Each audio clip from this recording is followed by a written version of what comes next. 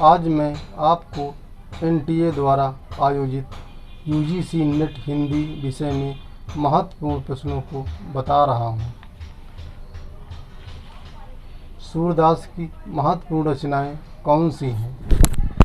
सूरसागर,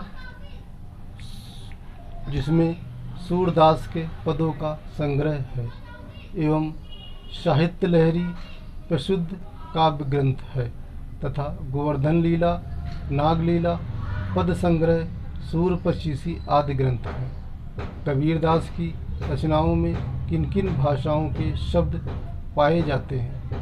कबीर की भाषा को पंचमेल, खिचड़ी या सधु कड़ी कहा जाता है, क्योंकि कवि द्वारा अपने भावों की अभिव्यक्ति लोक भाषा में हुई है एवं इसमें पंजाबी, राजस्थानी, अवधी आदि विभिन्न प्रांतीय भाषाओं के शब्द पाए जाते हैं। कबीर की रचनाएं किस छंद में हैं तथा इनके काव्य में कौन कौन से अलंकारों का प्रयोग किया गया है? कबीर की रचनाएं स्वच्छंदता की श्रेणी में रखी गई हैं तथा आलोचकों द्वारा बताया जाता है कि छंद का ज्ञान कबीर को नहीं था। मुक्त कंठ से कबीर अपनी अभिव्यक्ति जनभाषा में देने लगते थे, लेकिन कबीर के काव्य में अनुप्रास, अर्थांतरास, उत्प्रेक्षा, उपमा, यमक, विरोधाभास, रूपक, मलोपमा, निदर्शन, दृष्टांत, पर्यायोक्ति, प्रतिवस्तुपमा आदि अलंकारों के विलक्षण रूप प्रकट होते हैं। हिंदी काव्य साहित्य के विभिन्न काल का विभाजन किस प्रकार से है? हिंदी काव्य साहित्य के काव्य का विभाजन 4 कालों में किया गया है: आदिकाल, भक्तकाल, रीतिकाल, आधुनिक काल। हिंदी साहित्य के काल विभाजन का विवरण कालावधि के अनुरूप प्रस्तुत कीजिए।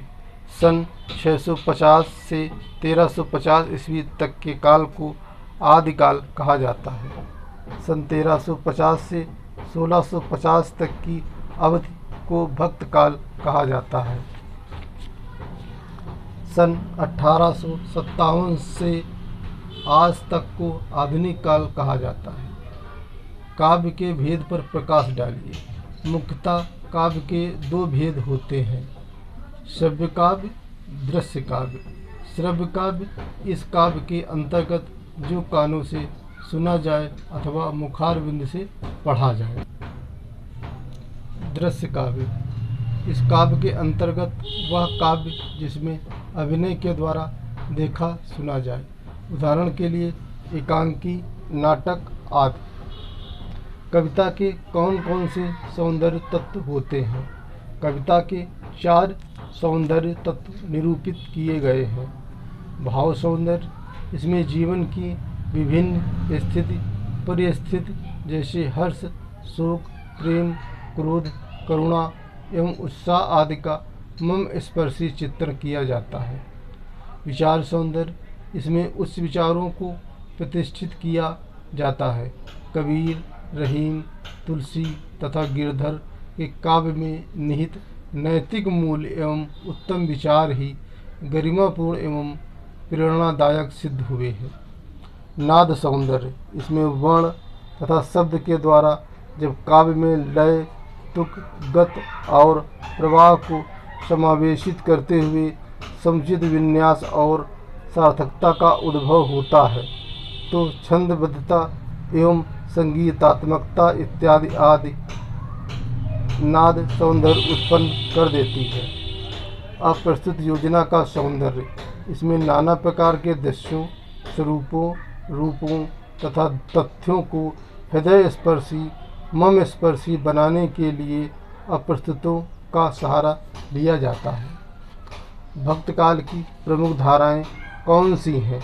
भक्तकाल की प्रमुख 2 धाराएं हैं: निर्गुण धारा एवं सगुण धारा।